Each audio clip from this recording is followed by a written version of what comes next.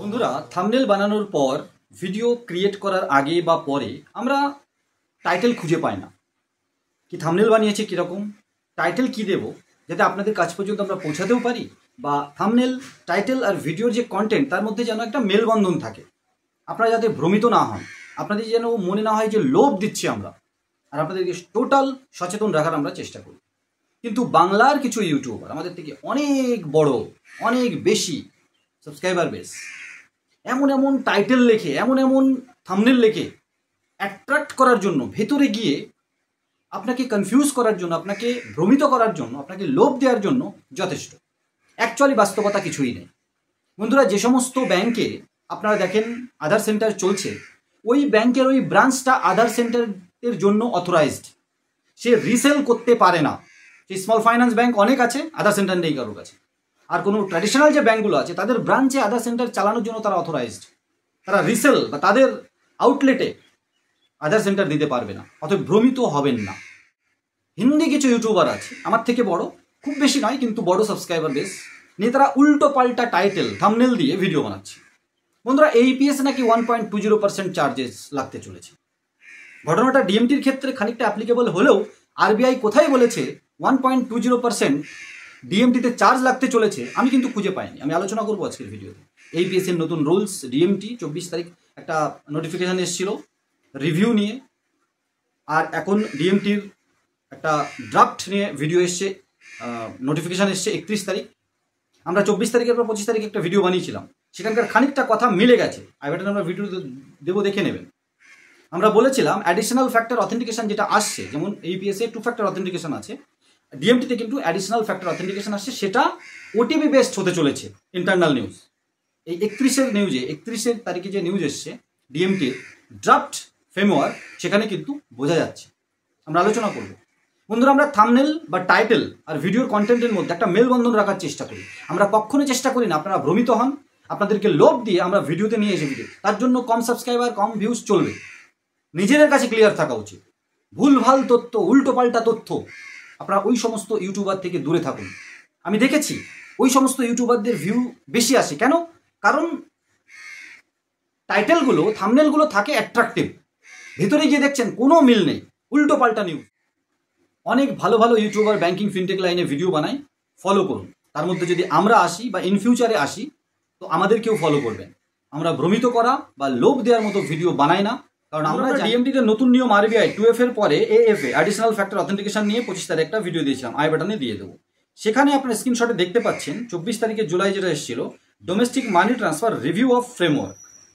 অনেক কিছু নিয়ে আমরা আলোচনা করেছিলাম, তার মধ্যে cash pay out service, cash pay in service, সেখানে rules and regulation, additional factor authentication নিয়ে আমরা আলোচনা করেছিলাম।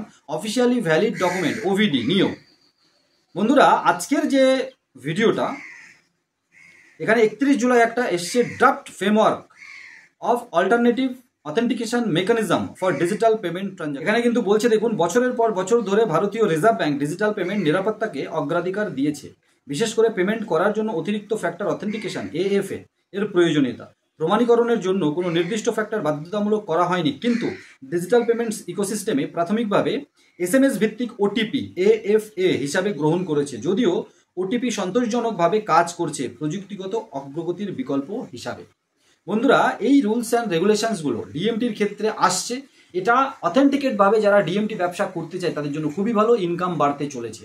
আমি কোথাও খুঁজে পাইনি যে RBI কোথায় 1.20% চার্জেস নিতে হবে, যেটা 1% ছিল সেটা 1.20 মানে 5,000-এ প্রায় 60 টাকা, যেটা আগে 50 টাকা চার্জ ছিল, তার মধ্যে একটা কমিশন ফিরে আসতো। সুন্দর, সস্তায়, কিন্তু সিকিউরিটির সাথে যদি ডিএমটি মানি ট্রান্সফার করতে হয়, ভালো ভালো কোম্পানি আছে, তাদের সাথে জুড়েই কাজ করবেন। যদি আমাদের সাথে জুড়ে কাজ করতে হয়, বা আপনি নিজের বেস তৈরি করার জন্য ছোট্ট একটা পোর্টাল বানিয়ে আপনিও সেখানে ডিএমটি মানি ট্রান্সফার সার্ভিস দিতে চাইছেন, তো আমাদের সাথে কন্ট্যাক্ট করতে পারেন।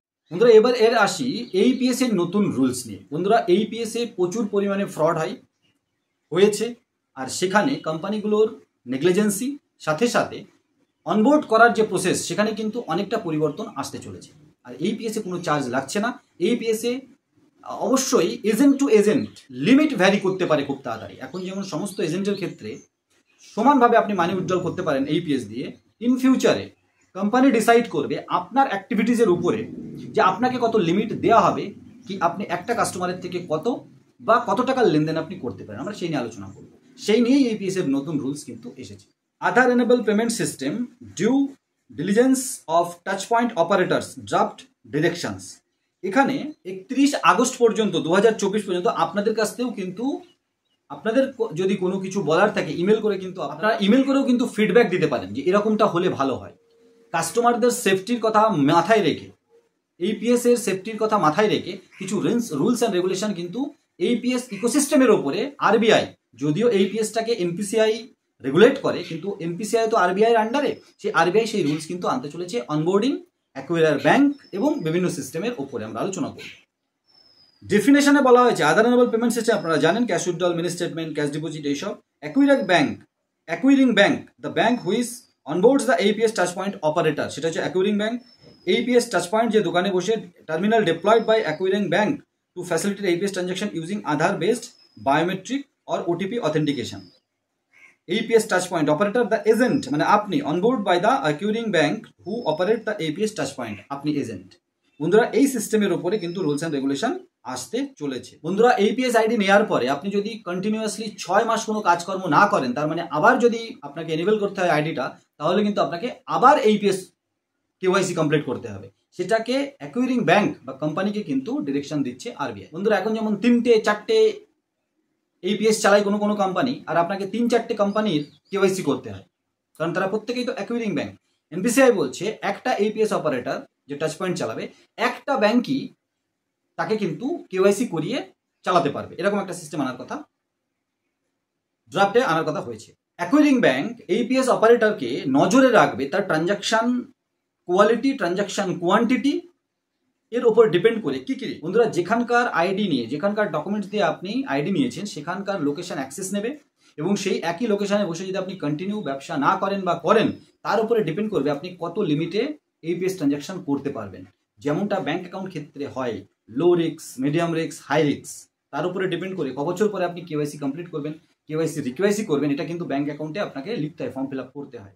টাইম টু টাইম APS চালানোর জন্য APS যে সার্ভিস প্রোভাইডার, সেই কোম্পানিগুলোকে এনপিসিআই যে অপারেটর, তাদেরকে এনপিসিআই রুলস অ্যান্ড রেগুলেশন মেনে চলতে হবে, এবং টাইম টু টাইম রিকেওয়াইসি ইকেওয়াইসি করতে হবে। যদি এই ডিএমটি আর APS এর ক্ষেত্রে এই নতুন রুলগুলো সুন্দরভাবে ইমপ্লিমেন্ট হয়ে যায়, তাহলে বন্ধুরা যারা আপনারা লিগালি ব্যবসা করতে চান, কোনো ইললিগাল অ্যাক্টিভিটিসের সাথে যুক্ত নন, তাদের ক্ষেত্রে কিন্তু ইনকাম বাড়তে চলেছে বলে আমার বিশ্বাস। কারণ আমি জানি কঠিনের মধ্যে সহজ লুকিয়ে থাকে।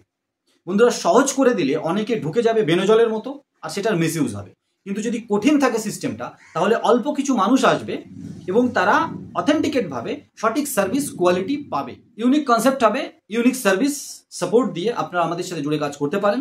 আর আজকের ভিডিওটা কেমন লাগলো, ছোট্ট ভিডিও, কমেন্ট সেকশনে অবশ্যই বলবেন। নতুন একটা ভিডিও খুব তাড়াতাড়ি, সবাই ভালো থাকুন, সুস্থ থাকুন, আর আইএনডি টেক জোন ইউটিউব চ্যানেলের সাথে জুড়ে থাকুন। IND tech zone YouTube channel সবসময় আপনাদের সাথে আছে।